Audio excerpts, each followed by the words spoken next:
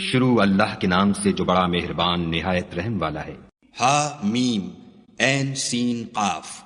خدائے غالب و دانا اسی طرح تمہاری طرف مضامین اور براہین بھیجتا ہے جس طرح تم سے پہلے لوگوں کی طرف وہی بھیجتا رہا ہے۔ جو کچھ آسمانوں میں اور جو کچھ زمین میں ہے سب اسی کا ہے، اور وہ عالی رتبہ اور گرام قدر ہے۔ قریب ہے کہ آسمان اوپر سے پھٹ پڑیں اور فرشتے اپنے پروردگار کی تعریف کے ساتھ اس کی تسبیح کرتے رہتے، اور جو لوگ زمین میں ہیں ان کے لیے معافی مانگتے رہتے ہیں۔ سن رکھو کہ خدا بخشنے والا مہربان ہے، اور جن لوگوں نے اس کے سوا کارساز بنا رکھے ہیں وہ خدا کو یاد ہیں اور تم ان پر داروغہ نہیں ہو۔ اور اسی طرح تمہارے پاس قرآن عربی بھیجا ہے تاکہ تم بڑے گاؤں یعنی مکے کے رہنے والوں کو اور جو لوگ اس کے ارد گرد رہتے ہیں ان کو رستہ دکھاؤ، اور انہیں قیامت کے دن کا بھی جس میں کچھ شک نہیں خوف دلاؤ۔ اس روز ایک فریق بہشت میں ہوگا اور ایک فریق دوزخ میں، اور اگر خدا چاہتا تو ان کو ایک ہی جماعت کر دیتا، لیکن وہ جس کو چاہتا ہے اپنی رحمت میں داخل کر لیتا ہے، اور ظالموں کا نہ کوئی یار ہے اور نہ مددگار۔ کیا انہوں نے اس کے سوا کارساز بنائے ہیں؟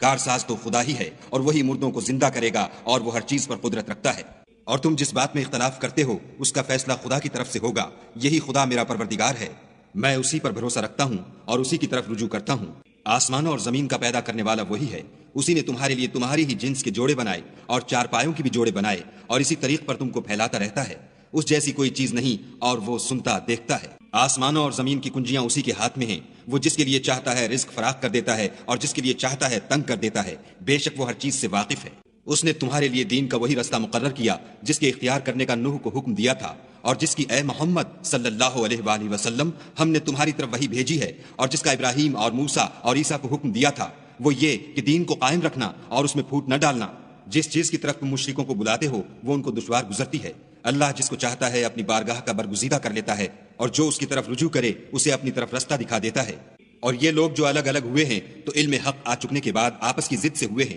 اور اگر تمہارے پروردگار کی طرف سے ایک وقت مقرر تک کے لیے بات نہ ٹھہر چکی ہوتی تو ان میں فیصلہ کر دیا جاتا، اور جو لوگ ان کے بعد خدا کی کتاب کے وارث ہوئے وہ اس کی طرف سے شبہ کی الجھن میں پھنسے ہوئے ہیں۔ تو اے محمد صلی اللہ علیہ وآلہ وسلم اسی دین کی طرف لوگوں کو بلاتے رہنا، اور جیسا تم کو حکم ہوا ہے اسی پر قائم رہنا، اور ان کی خواہشوں کی پیروی نہ کرنا، اور کہہ دو کہ جو کتاب خدا نے نازل فرمائی ہے میں اس پر ایمان رکھتا ہوں، اور مجھے حکم ہوا ہے کہ تم میں انصاف کروں۔ خدا ہی ہمارا اور تمہارا پروردگار ہے، ہم کو ہمارے اعمال کا بدلہ ملے گا اور تم کو تمہارے اعمال کا، ہم میں اور تم میں کچھ بحث و تکرار نہیں۔ خدا ہم سب کو اکٹھا کرے گا اور اسی کی طرف لوٹ کر جانا ہے۔ اور جو لوگ خدا کے بارے میں بعد اس کے کہ اسے مومنوں نے مان لیا ہو جھگڑتے ہیں، ان کے پروردگار کے نزدیک ان کا جھگڑا لغو ہے، اور ان پر خدا کا غضب اور ان کے لیے سخت عذاب ہے۔ خدا ہی تو ہے جس نے سچائی کے ساتھ کتاب نازل کی اور عدل و انصاف کی ترازو، اور تم کو کیا معلوم شاید قیامت قریب ہی آ پہنچی ہو۔ جو لوگ اس پر ایمان نہیں رکھتے وہ اس کے لیے جلدی کر رہے ہیں، اور جو مومن ہیں وہ اس سے ڈرتے ہیں اور جانتے ہیں کہ وہ برحق ہے۔ دیکھو جو لوگ قیامت میں جھگڑتے ہیں وہ پرلے درجے کی گمراہی میں ہیں۔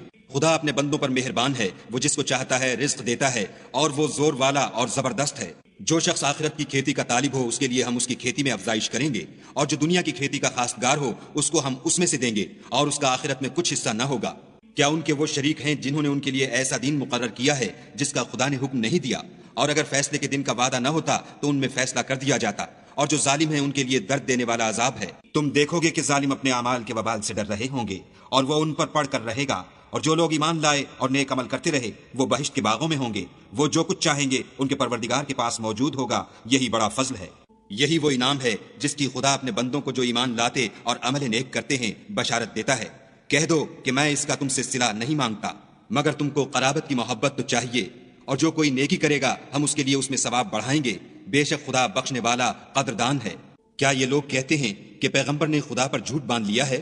اگر خدا چاہے تو اے محمد صلی اللہ علیہ وآلہ وسلم تمہارے دل پر مہر لگا دے، اور خدا جھوٹ کو نابود کرتا اور اپنی باتوں سے حق کو ثابت کرتا ہے، بے شک وہ سینے تک کی باتوں سے واقف ہے۔ اور وہی تو ہے جو اپنے بندوں کی توبہ قبول کرتا اور ان کے قصور معاف فرماتا ہے، اور جو تم کرتے ہو سب جانتا ہے۔ اور جو ایمان لائے اور عمل نیک کیے ان کی دعا قبول فرماتا اور ان کو اپنے فضل سے بڑھاتا ہے، اور جو کافر ہیں ان کے لیے سخت عذاب ہے۔ اور اگر خدا اپنے بندوں کے لیے رزق میں فراخی کر دیتا تو زمین میں فساد کرنے لگتے، لیکن وہ جس قدر چاہتا ہے اندازے کے ساتھ نازل کرتا ہے، بے شک وہ اپنے بندوں کو جانتا اور دیکھتا ہے۔ اور وہی تو ہے جو لوگوں کے نا امید ہو جانے کے بعد مہ برساتا اور اپنی رحمت یعنی بارش کی برکت کو پھیلا دیتا ہے، اور وہ کارساز اور سزاوار تعریف ہے۔ اور اسی کی نشانیوں میں سے ہے آسمانوں اور زمین کا پیدا کرنا، اور ان جانوروں کا جو اس نے ان میں پھیلا رکھے ہیں،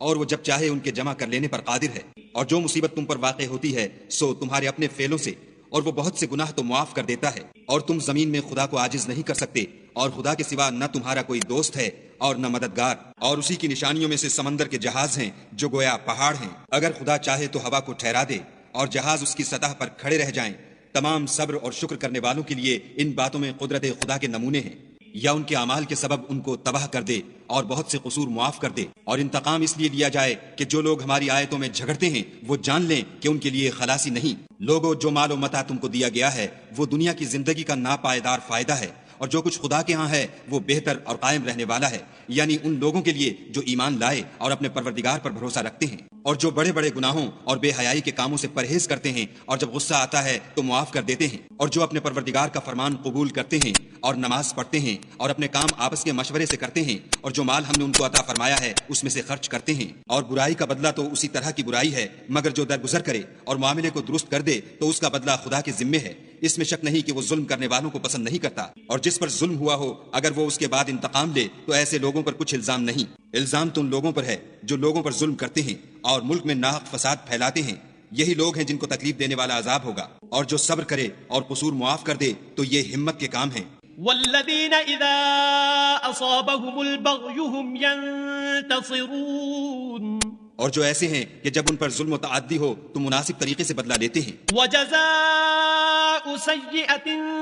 سیئۃ مثلها فمن عفا واصلح فاجره على الله انه لا يحب الظالمین،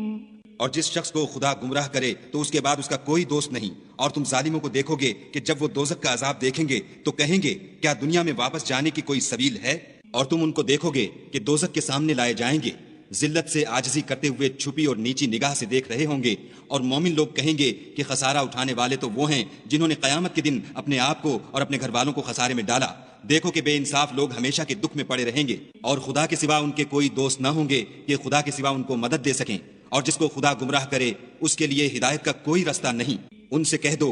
کہ قبل اس کے کہ وہ دن جو ٹلے گا نہیں خدا کی طرف سے آ موجود ہو، اپنے پروردگار کا حکم قبول کرو، اس دن تمہارے لیے نہ کوئی جائے پناہ ہوگی اور نہ تم سے گناہوں کا انکار ہی بن پڑے گا۔ پھر اگر یہ منہ پھیر لیں تو ہم نے تم کو ان پر نگہبان بنا کر نہیں بھیجا، تمہارا کام تو صرف احکام کا پہنچا دینا ہے، اور جب ہم انسان کو اپنی رحمت کا مذاق چکھاتے ہیں تو اس سے خوش ہو جاتا ہے، اور اگر ان کو انہی کے اعمال کے سبب کوئی سختی پہنچتی ہے تو سب احسانوں کو بھول جاتا ہے۔ بے شک انسان بڑا ناشکرا ہے۔